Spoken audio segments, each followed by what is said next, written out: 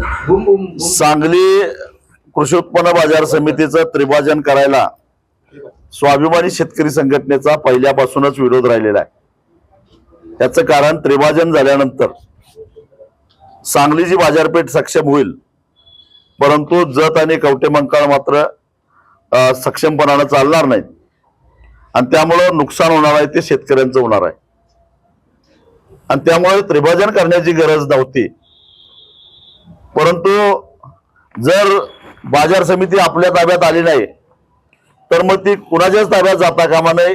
ही जी विकृत मनोवृत्ती सरकारची आहे त्या मनोवृत्तीतून हे त्रिभाजन केलेलं आहे असं माझं स्पष्ट मत आहे।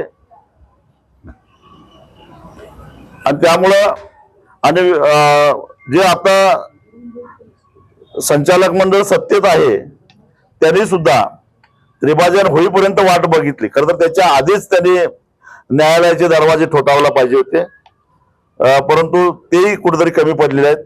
परंतु या त्रिभाजनाला स्वाभिमानी शेतकरी संघटनेचा विरोध आहे। जिल्हा परिषदेमध्ये पराभव झाला म्हणून सूडबुद्धीनं हे केलंय का?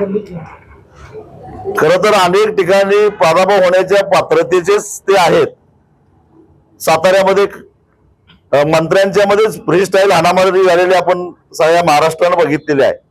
काही करा, कायदा धाब्यावर बसवा, परंतु सत्ता मिळवा ही जी प्रवृत्ती आहे ही घातक आहे।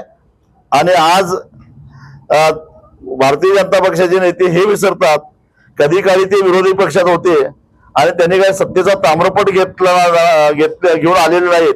कधीतरी भविष्यातही त्यांना विरोधी पक्षात जावं लागणार आहे, त्यावेळी त्यांची अवस्था काय होईल याचाही विचार त्यांनी करून ठेवावा।